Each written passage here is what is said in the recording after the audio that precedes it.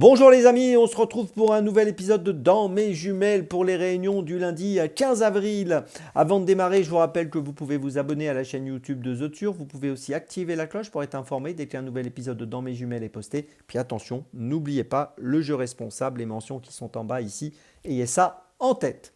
Allez, on y va et on commence. On commence à 13h27, réunion 3 course 4 à Lyon-Paris avec le numéro 6, Joyeuse Stead, qui vient de s'imposer sur l'hippodrome de la Capelle le 24 mars dernier sur le parcours des 2750 mètres. Ici, elle va évoluer sur 2600 mètres, mais ça ne posera pas de problème.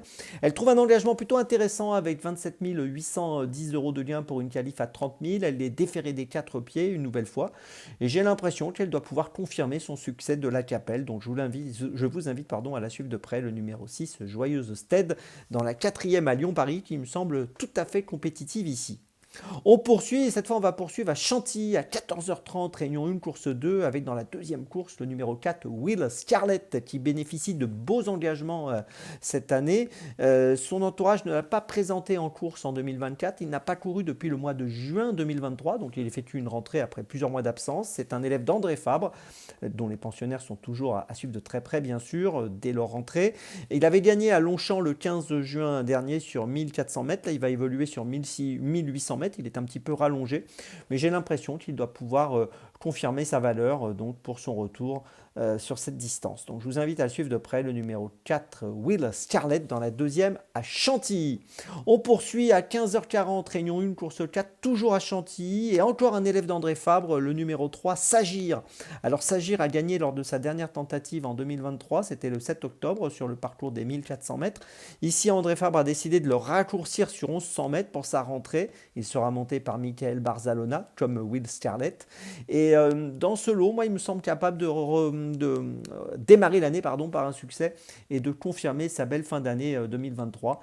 Ce lot me semble tout à fait à sa portée, donc je vous invite à lui accorder pas mal de crédit. Le numéro 3 s'agir dans la 4e à Chantilly. Pour ma petite folie, on va rester à Chantilly, réunion 1, course 6, avec dans la 6e course le numéro 5, Sicilia.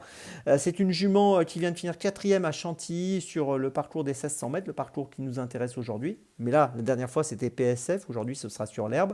On l'a vu gagner également sur la PSF de Chantilly sur 1600 mètres en début d'année.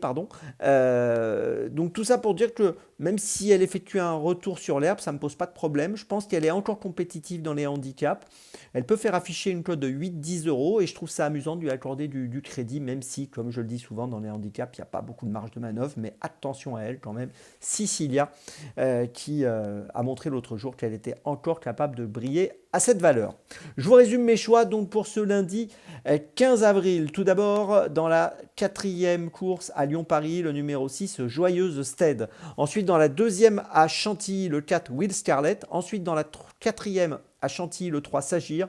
Et ma petite folie, donc dans la 6e à Chantilly, le numéro 5, Sicilia.